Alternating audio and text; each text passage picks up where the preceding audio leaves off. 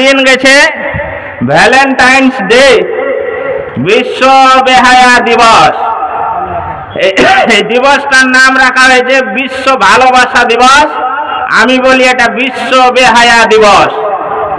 14 আল্লাহ রাব্বুল আলামিন বলছেন, নবী আপনি বলে দেন তারা যদি আমাকে ভালোবাসতে চায়, আমরা যতগুলি মুসলমান এখানে এসেছি, আমরা নামাজ পড়ি বা নাই পড়ে, রোজা করি বা নাই করে, যাকে জিজ্ঞেস করা হয় যে আপনি আল্লাহকে ভালোবাসেন, আপনারা সবাই হাত তুলে বলবেন যে হ্যাঁ আমি আল্লাহকে ভালোবাসি। আল্লাহ বলছেন নবী আপনি বলে দেন কোন মানুষ যদি আমাকে ভালোবাসতে চায় তাহলে সে যেন তোমার অনুসরণ করে জীবন যাপন করে। আল্লাহকে আমরা সবাই ভালোবাসি না? সবাই আমরা ভালোবাসি, কিন্তু ভালোবাসতে গেলে তার আল্লাহ বলছেন যে আমার নবীকে অনুসরণ করলে তাহলে বোঝা যাবে যে হ্যাঁ তুমি ভালোবাসো। এখনকার যুবক ছেলেকে যদি জিজ্ঞেস করা হয় যে এটা কোন মাস চলছে, তাহলে ও স্কুলে না গেলে এই মাসটার নাম জানে। ফেব্রুয়ারি মাস চলছে। কেন? যে ফেব্রুয়ারি মাসে একটা দিন গেছে ভ্যালেন্টাইন্স ডে, বিশ্ব বেহায়া দিবস। এই দিবসটার নাম রাখা হয়েছে বিশ্ব ভালোবাসা দিবস। আমি বলি এটা বিশ্ব বেহায়া দিবস। 14 ফেব্রুয়ারি দিনটা পার হয়ে চলে গিয়েছে। একটা মানুষ, একটা যুবক যখন একটা যুবতীকে ভালোবাসে তখন তাকে অনেক কিছু প্রমাণ দিতে হয় যে তুমি সত্যিকার আমাকে ভালোবাসো, তাহলে তোমাকে এই কাজ করা লাগবে, অনেকে শর্ত লাগা। তো সত্যিকারে যখন যুবক মেয়েকে ভালোবাসে তখন সেটা করার আপ্রাণ চেষ্টা করে যে আমি ওটা করিয়ে দেখালে আমি তার কাছে ভালোবাসার পাত্র হয়ে যাব। ওই রকমই আল্লাহ বলছেন যে তুমি যদি আল্লাহকে ভালোবাসতে চাও তাহলে নবীকে তুমি অনুসরণ করে চলো।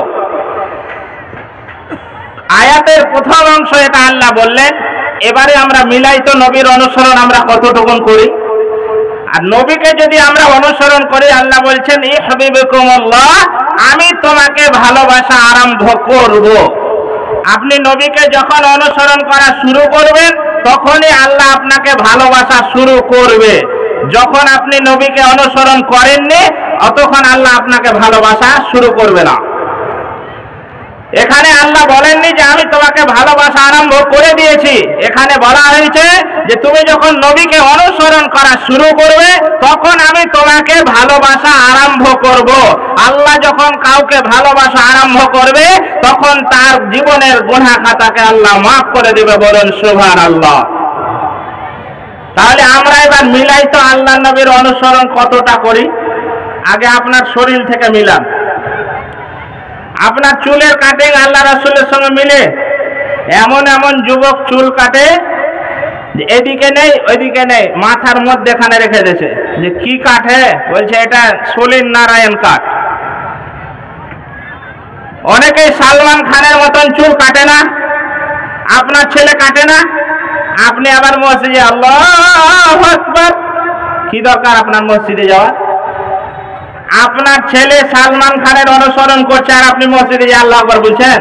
আল্লাহ বলছেন ইয়া আইয়ুহাল্লাযীনা আমানু কু আনফুসাকুম ওয়া আহলিকুম নারা, হে ঈমানদারগণেরা যারা ঈমানের দাবি করো তোমরা নিজে বাঁচো এবং তোমার আহলগণকে বাঁচাও জাহান্নামের আগুন থেকে।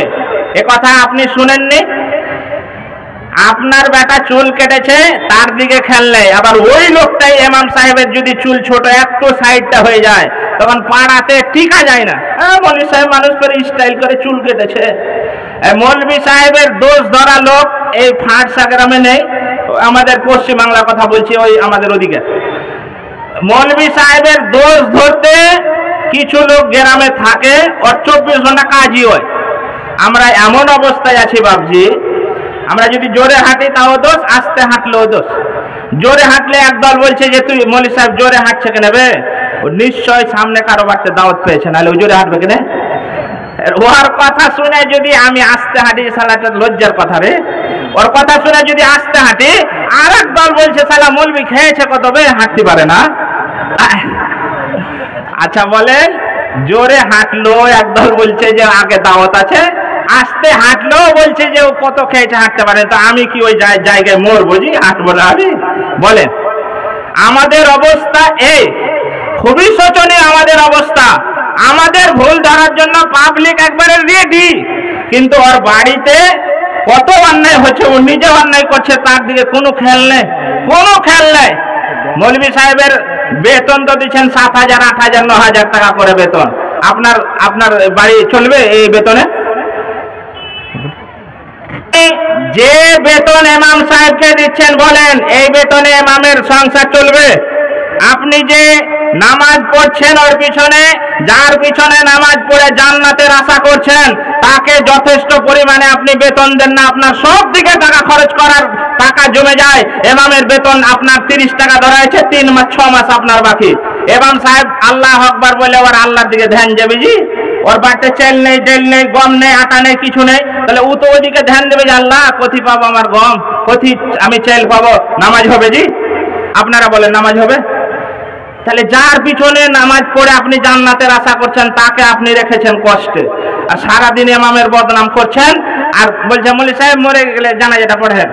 ইমাম সাহেব যারা আছেন, আমি জোর গলায় বলে যাচ্ছি, যে আপনার পিছনে লাগবে, আপনার চাকরি খাওয়ার চেষ্টা করবে, যে আপনাকে জ্বালাবে, জানাজায় পড়ে কোনো দোয়া হবে না, শুধুমাত্র আল্লাহ আকবার বলে আপনি দাঁড়িয়ে থাকবেন, কোনো দোয়া হবে না। আল্লাহ তুই ফাটা বাটাম, আপনি লোক আর পান না পিছে লাগায়। একটা ইমাম সাহেব আপনি রেখেছেন, বেতন তো দেন সামান্য 7,000 টাকা, আবার ওর ভুল ধরার জন্য কত আপনি আবার জানাজা পড়ে আবার জান্নাতে যাবে না? আমি বলে দিয়েছি আমার ওখানে, যে পিছে লাগবেন আমি বলে দিব যে জাহেরি জানাজা হবে না, বাতিনি মানে আস্তে আস্তে পড়বো। এটা হাদিস আছে, জোরেও হাদিস আছে। তাহলে আস্তে পড়বো, আল্লাহু আকবার, আর মনে মনে বলবো আল্লাহ তুই ফাটা বাটাম, খুব জ্বালাইছে আল্লাহ। সাবধান হয়ে যান, ইমামের পিছনে লাগেন না। খুব দুঃখের কথাটা আমি আপনাদেরকে বললাম। ইমামের মতন ভালো মানুষ গ্রামে আছে জি? 5 ওয়াক্তের নামাজ পড়েছে, জানাজা পড়েছে, আপনার বেটি রাত 12টায় পড়লে বিহা পড়েছে, 24 ঘন্টা ডিউটির উপরে থাকে। এরকম কোন চাকরি আছে 24 ঘন্টা ডিউটি করতে হয় পৃথিবীতে? আছে? আছে বলতে পারবেন? আপনার ইমাম করে রাত 12টায় জানাজা হলে ইমাম সাহেবকে জেগে বসে থাকতে হয়, আর আপনি তার পিছনে লাগছে। আপনার লজ্জা শরম লাগে না? আপনার হায়া শরম বেঁচে খেয়েছেন আপনি? আবার বলছে জান্নাতে যাব। জান্নাত মইরা দেখেন বাটাম লেগে দিয়েছে ফেরেশতারা কবরে, বাটাম ফাটাবে আপনি মইরা দেখেন। খালি মৌলবীর ভুল ধরা, অল্প বেতনে কাজ করছে, এটা আপনাদের কপাল যে আপনাদের ইমামেরা আপনার ঘরে এখনো চুরি করতে ঢোকেনি, এটা আপনাদের সৌভাগ্য। একটা ডাক্তার যখন চাকরি পেয়েছে, তখন সেই ডাক্তারের 80,000 টাকা বেতন পেয়েছে। একটা মাস্টার চাকরি পেলে 50,000 টাকা তার জয়েন্টে বেতন হচ্ছে। আবার মরে গেলে হাফ বেতন পেয়েছে, ও মরে গেলে আর স্ত্রী বেতন পেয়েছে। মানে একটা মাস্টার মরার পরও 70 বছর কবরে হাত দিতে বেতন পায় না? আর আমাদের কি আছে বলেন? আমরা যখনই আপনার মন গেলে মৌলভী সাহেব, আপনার বিরুদ্ধে কথা বললে মৌলভী সাহেব, সুদখোরের বিরুদ্ধে কথা বলেছি, যে সুদখোর সামনে বসে আছে, সেক্রেটারি সুদখোর, মৌলভী সাহেব ভাল্লাই, হ্যাঁ চলাফেরা ভাল্লাই, বাদ দিয়ে দিলে। ঘুষখোরের ব্যাপারে বলে ঘুষখোরের মন খারাপ, যারা জেনা করছে জেনার ব্যাপারে বলে জেনার ওদের মন খারাপ। তা আমরা কি বলবো? হ্যাঁ হরে হরে হরে কৃষ্ণ বলবো? আমাদের চাকরি কোনো গ্যারেন্টি না আছে। আর এই চাকরি শেষ হলো বাদ, মৌলভী সাহেবের গলা ভাল্লাই, মৌলভী সাহেব বয়স হয়ে গেছে, আসছেন না, যা কেউ মসজিদে নিতে চাইছে না।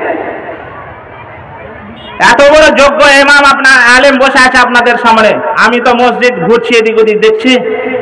এনাদের জুতা সোজা করার আমাদের জ্ঞান নেই, জুতা সোজা করার মতন আমাদের যোগ্যতা নেই।